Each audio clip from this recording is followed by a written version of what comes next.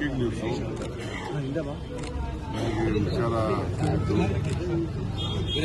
ಹಿರಿಯ ನಾಯಕರು ಯಾವಾಗಲೂ ಕೂಡ ಪಾಸಿಟಿವ್ ಆಗಿ ಆಲೋಚನೆ ಮಾಡ್ತಿದ್ದರು.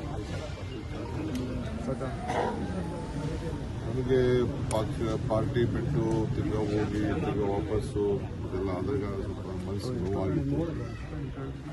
ಅವ್ರ ಪೊಲಿಟಿಕಲ್ ಭವಿಷ್ಯದ ಬಗ್ಗೆ ಅವರು ತೀರ್ಮಾನ ಮಾಡಿದ್ದಾರೆ. ಅದು ನಾನು ಅದ್ರ ಬಗ್ಗೆ ಚರ್ಚೆ ಮಾಡಿಕೊಂಡಿಲ್ಲ. ಬಟ್ ಭಾಳ ಪ್ರೋಗ್ರೆಸಿವ್ ಲೀಡರ್ ಅವರು.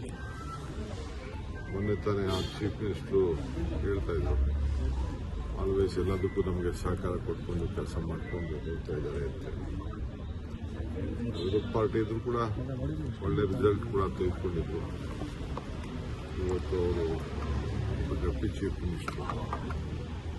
ಸೊ ಇವತ್ತು ಅವರು ನಮ್ಮಿಂದ ದೂರ ಆಗಿದ್ದಾರೆ. ಅವರ ಆತ್ಮಕ್ಕೆ ಶಾಂತಿ ಸಿಗಲಿ, ಅವರೆಲ್ಲ ಕುಟುಂಬದ ಅನ್ಯಾಯಿಗಳಿಗೆಲ್ಲ ಏನು ದುಃಖವನ್ನು ಬರೆಸುವಂಥ ಶಕ್ತಿ ಸಿಗಲಿ. ಜೊತೆಗೆ ಇಲ್ಲೂ ಕೂಡ ಅವ್ರ ಕುಟುಂಬದವರು ನಮ್ಮ ಬೆಂಗಳೂರಿನಲ್ಲೂ ಕೂಡ ನೆಂಟಸ್ತನ ಬೆಳೆಸಿದ್ದಾರೆ. ನಿನ್ನೆ ತಾನೇ ಅವ್ರ ಬೀಗರನ್ನು ಭೇಟಿ ಮಾಡಿದ್ದಾರೆ. ಆತ ನನಗೆ ಗೊತ್ತಿಲ್ಲ ಏನಾಗ್ತದೆ ಅಂತ. ನಾವೆಲ್ಲ ರಾಜಕಾರಣಿಗಳು ಬಹಳ ಹುಷಾರಾಗಿರ್ಬೇಕು.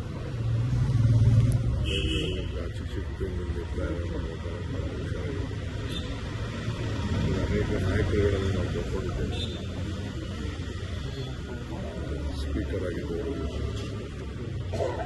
CR ಅವರು, ಬಹಳ ಜನ ನಮ್ಮ ಪೈಲಟ್ ಎಲ್ಲ ಕೂಡ ನಮ್ಮ ಕಳ್ಕೊಂಡಿದ್ದೇವೆ.